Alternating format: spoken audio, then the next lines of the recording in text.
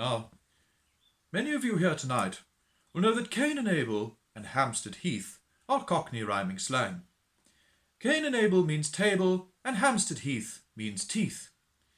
We are glad to welcome tonight a large group of Cockney worshippers to Evensong, and it is to them that I wish to address my sermon. I want to tell you a story. A long time ago, in the days of the Israelites, there lived a poor man. He had no trouble and strife, for she had run off with a tea leaf some years before, and he now lived with his eldest bricks and mortar Mary. And being very short of bees and honey, unable to pay the burden on Trent, he was tempted to go forth into the Bristol city and see what he could half inch. He would say to Mary his bricks and mortar, "I will take a ball of chalk into the town and buy some tobacco for my sherry rife." Then he would put on his armoured rogs and his dicky dirt, and his round the houses, and set off along the Frog and Toad until he reached the outskirts of the Bristol. There people would stare at him, for his dicky dirt was torn, his howdy-doos were full of holes, and his coat was very Westminster Abbey. He was also somewhat unclean, being too poor to purchase any Cape of Good Hope. His bushel and peck was extremely 230. And people would pass by on the other side to avoid the pen and ink. He was truly an ugly man. His north and south drooped, his mince pies were watery, and he had a big red I suppose. One day his bricks and mortar came to him and said, "Here is some money, go and buy food, a loaf of Uncle Fred and a pound of standard ease. But do not tarry in the town, and bring me back what is left of the money to buy myself some new underwear. I need a new pair of early doors.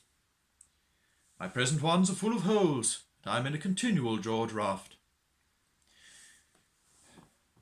But instead of returning with the money for his bricks and mortar's early doors, he made his way to the rub-a-dub for a tumble down a sink, and he indulged himself freely on the bottle, and he became very elephant trunk in Mozart.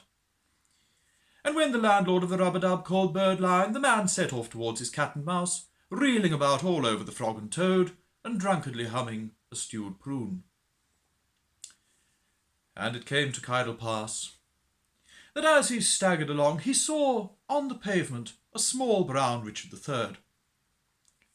And he stared at it, lying there at his place of meat. And he said, "Oh, small brown Richard III, how lucky I did not step on you." And he picked it up, and he put it on top of a wall where no one could step on it. And a rich 4x2-ish merchant witnessed the deed, put his hand into his skyrocket, and took out a Lady Godiva, and handed it to the man, saying, "I saw you pick up that Richard III, and remove it from the pavement, and that was a kindly act. Take this Lady Godiva for your frog and bubble." The man took it and went on his way, and the Richard III flew back to its nest. Now, when the man arrived home, his daughter was sitting by the Jeremiah on her favourite vinyl player. And she arose angry, and she said, "Once more you have come home, elephant trunk in Mozart. You have spent all the money I gave you. Now I cannot have my new pair of early doors. Neither can I have wine, as you do." The man said, "Fear not. Here is a Lady Godiva, which I earned by a kindly act." The woman was overjoyed, and she said, "Thank you, father. Now I can have my new pair of early doors. Verily, that kindly act has ensured that I now have more than enough to cover my bottle and glass." Thank you.